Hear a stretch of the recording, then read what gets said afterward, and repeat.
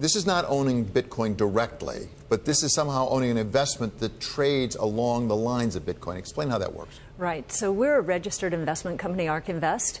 We can only own financial securities. GBTC is what the Bitcoin Investment Trust effectively liquidates into if a person after a one-year holding period does not want to continue to hold, if they want liquidity.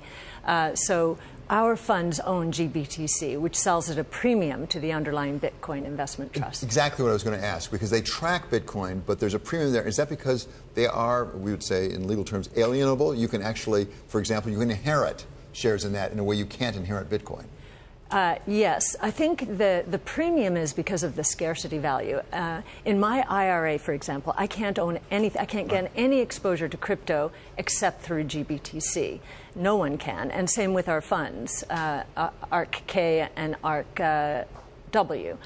So we have bought the Bitcoin Investment Trust through GBTC. We tried to buy the underlying, but the New York Stock Exchange preferred a traded security, and so that's how we ended up with GBTC. Which, Eric, takes us to regulation. I mean, people have been trying to set up ETFs in Bitcoin with the SEC, and the SEC said, no, thanks very much, take back your application. What's the issue there?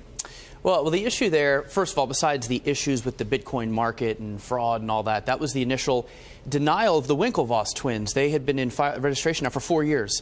That was in March.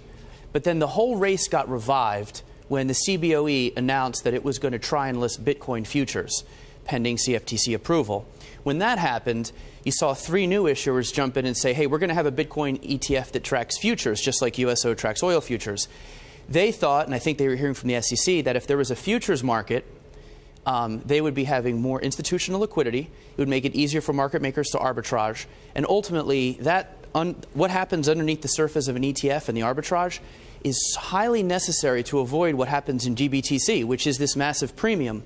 That's why the majority of ETFs, actually all of them, trade very close to the NAV because arbitrage is possible. So when the Bitcoin futures list, which I estimate maybe early next year, maybe mid-2018, I think you'll see some of these ETFs approved very quickly afterwards.